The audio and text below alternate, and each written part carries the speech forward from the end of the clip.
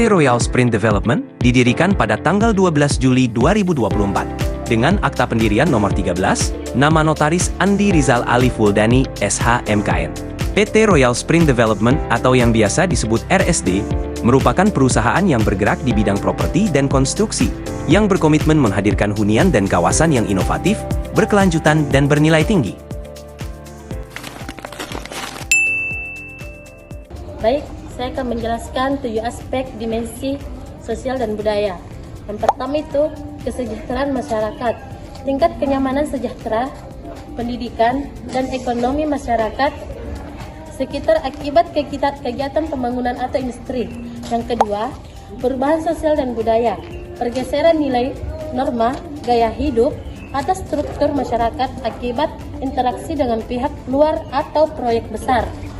Yang ketiga, ketimpangan ekonomi, kesenjangan pendapatan atau akses ekonomi antar kelompok masyarakat yang semakin melebar. Yang keempat, hak atas tanah atau konflik agraria, perselisihan antara masyarakat, perusahaan, dan pemerintah terkait kepemilikan penggunaan lahan.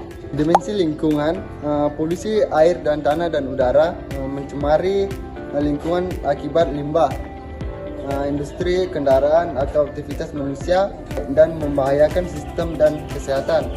Hutan dan keanekaragaman hayati, hilangnya hutan dan habitat alami yang mengancam flora dan fauna, perubahan iklim, perubahan suhu dan pola cuaca global akibat emisi dan rumah kaca dan aktivitas manusia. Baik, Assalamualaikum warahmatullahi wabarakatuh. Waalaikumsalam. Perkenalkan, kami dari mahasiswa Universitas Andi Jember Kota Palopo. Kami kesini dalam rangka untuk menyelesaikan tugas dari mata kuliah studi kelayakan bisnis. Jadi tujuan kami kesini untuk mewawancarai kakak mengenai implementasi 7 aspek dimensi sosial dan lingkungan. Pertanyaan pertama ini mengenai pemasaran. Selama ini, cara atau strategi seperti apa yang menurut kakak paling efektif untuk menarik membeli unit di perumahan Bapak? Yang pertama yang saya lakukan adalah mempelajari pasar dulu. Di Kota Palopo itu pasarnya apa? Apakah dia kategori mampunya sampai di mana? Itu dulu yang kita pertanyakan, yang kami lakukan riset daya beli. Jadi kami menghadirkan produk itu berdasarkan dengan kemampuan daya belinya pasar orang Palopo. Ternyata daya belinya adalah perumahan subsidi. Kemampuan daya beli yang efektif, yang orang suka adalah perumahan subsidi. Maka kami menghadirkan beberapa titik perumahan subsidi yang harganya terjangkau atau kategori murah. Kemudian strategi yang kami pakai juga itu menggunakan teman-teman marketing atau membangun agensi marketing untuk mempercepat penjualan, seperti itu. Dan pertanyaan kedua, Kak, boleh dijelaskan awalnya bagaimana Bapak melihat peluang pasar perumahan di Kota Palopo ini? Itu peluangnya cukup lumayan tinggi, cepat. Karena kenapa? Di Palopo adalah pusat, khususnya di Luraya, pusat pendidikan juga. Selain Makassar, Palopo adalah pusat pendidikan di mana orang-orang di luar daerah itu pada berdatangan ke Kota Palopo. Nah, setelah dia kuliah di Kota Palopo, pastilah dia cari kerja juga. Biasanya setelah dia kerja, dia cari juga hunian rumah. Nah, tingkat penduduk yang datang dari luar itu cukup lumayan tinggi di Kota Palopo. Akhirnya kami melihat peluang, ternyata bangun perumahan skala perumahan subsidi itu yang paling diminati oleh orang-orang Palopo yang pendatang, yang apalagi orang yang baru kerja, kemampuan daya belinya itu di angka perumahan subsidi seperti itu. Itu selama kita menjalankan proyek ini, tantangan yang paling sering dihadapi dalam mengatur tenaga kerja itu seperti apa? Dalam perusahaan itu yang kami sering lihat ada dua, ada yang dalam perusahaan, ada yang di luar perusahaan. Di mana di luar perusahaan itu seperti tukang, itu juga memiliki kendala. Di mana pertama itu terkait masalah kesiapan gaji tukang. Nah, jadi kita dalam dunia perusahaan properti ini untuk tukangnya itu di luar dari perusahaan itu kita harus betul-betul menyediakan gaji tukang. Kalau yang di dalam perusahaan itu termasuk kayak tim, ada yang agensi, tim pemasaran, ada yang admin, ada yang customer service, ada yang berbagai macam seperti bagian desain. Itu kita harus tingkatkan yang namanya pengetahuannya. Jadi kita harus mengupgrade, menambah terus ilmu-ilmunya. Jadi itu biasanya kendala di situ adalah kalau di luar perusahaan itu tukang, itu kita harus memperkuat kemampuan bayar.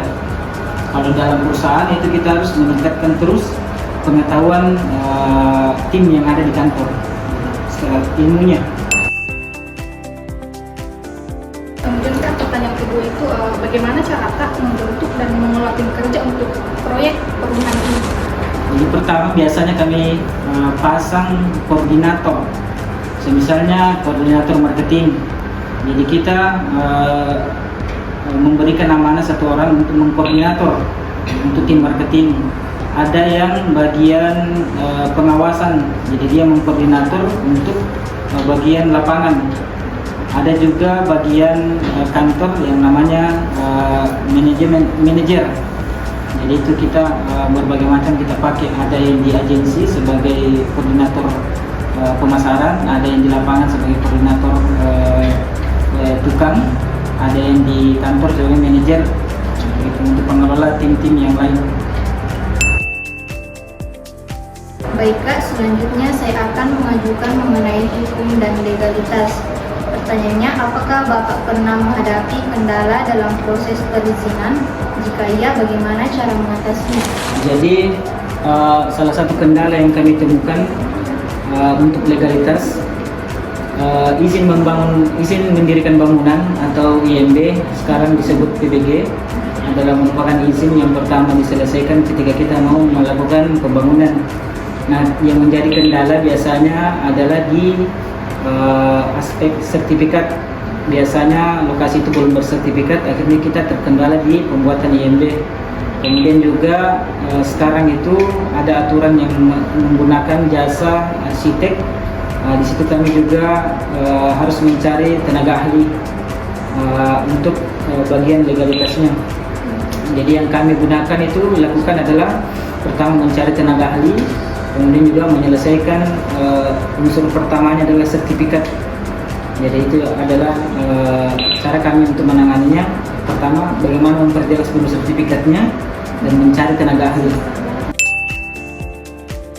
Bagaimana proses pengurusan izin dan legalitas proyek perumahan ini dilakukan sejak awal? Pertama itu kita mempelajari dulu lokasinya, apakah dia termasuk dapat izin lingkungan pemukiman. Jadi apakah lokasi itu bisa dibangun perumahan atau dibangun pemukiman. Setelah ada kami nyatakan bisa dari Dinas PUPR, maka kami meminta yang namanya SKTR, surat keterangan tata ruang.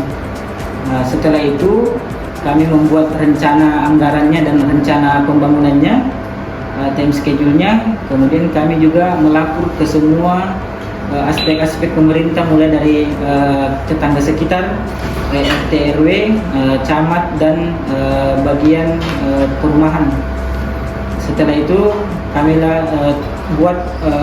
melakukan proses ekspos atau komunikasi berbagai macam semua dinas yang namanya PTSP.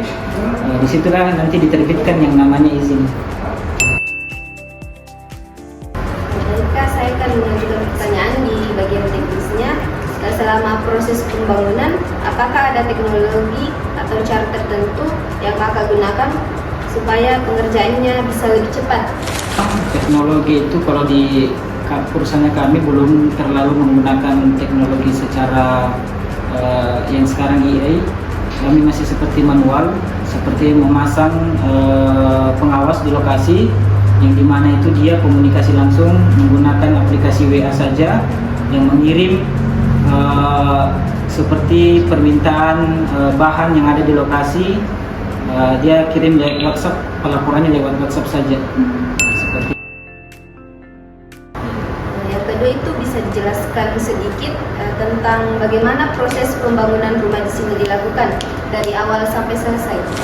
yang pertama itu yang kami sering dapatkan di lokasi itu kita melakukan penimbunan dulu, penimbunan sembari pengurusan legalitas.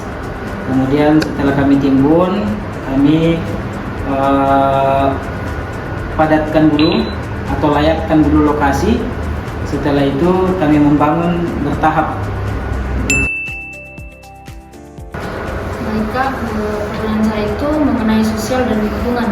Bagaimana cara Kakak menjaga agar pembangunan ini tidak mengganggu lingkungan di sekitar? Yang pertama, kami juga koordinasi dengan pihak pemerintah sekitar. Misalnya Pak RT, Pak Lurah, Pak Camat, kami koordinasi dulu.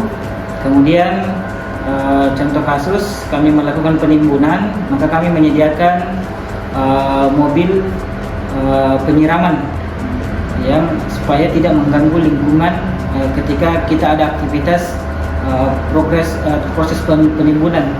Jadi kami juga menyediakan sebuah layanan penyiraman jalan untuk menghindari yang namanya polusi di udara yang terkait tentang efek timbunan seperti itu. Selanjutnya itu untuk proyek ini, apakah sudah melalui proses izin lingkungan seperti AMDAL atau semacamnya? Jadi kami menggunakan yang namanya SPPL. Itu ketika dibawa dari proyek di bawah dari 5 hektar, itu aturannya SPPL. Kalau di atas dari 5 hektar itu aturannya AMDAL. Nah sekarang kami proyeknya di bawah dari 5 hektar atau 1 hektar, maka kami menggunakan izin lingkungan SPPL. Baik Kak, saya akan bertanya kepada Kakak tentang bagian finansial. Bagaimana cara Tak menjaga agar keuangan proyek tetap sehat selama proses pembangunan? Jadi menjaga financial project, yang pertama kita harus bergerak terus menjual. Karena penjualan atau pemasukan dari pembeli itu adalah kunci utama untuk perputaran uang. Jadi yang pertama kami lakukan terus bergerak menjual produk, menghadirkan produk. Dan untuk sementara waktu di awal-awal kami masih yang namanya dari proyek satu membantu juga proyek yang satu. Seperti itu yang kami gunakan. Pertanyaan kedua itu Kak, bagaimana cara Tak menyusun perencanaan dana untuk proyek ini sejak awal? Kebetulan proyek ini itu angkanya jelas. Di mana di angkanya jelas itu mulai dari pembayaran lahan, pembayaran tukang, pembayaran bahan bangunan, itu sudah tertera di awal. Sudah ada RAB-nya, rencana anggaran biayanya yang kami sediakan. Jadi kami sediakan saja pos-pos dana yang dibutuhkan sesuai dengan anggaran yang jelas. Jadi targetnya kapan, anggarannya berapa, itu sudah ada kami buat yang namanya RAB dan time schedule, rencana anggaran biaya dan waktu penyelesaian pekerjaan seperti itu. Pertanyaan Kak lebih ke strategi. Apakah ada rencana pengembangan proyek baru ke daerah lain ke depannya? Untuk sementara kami hanya fokus dulu di Kota Palopo.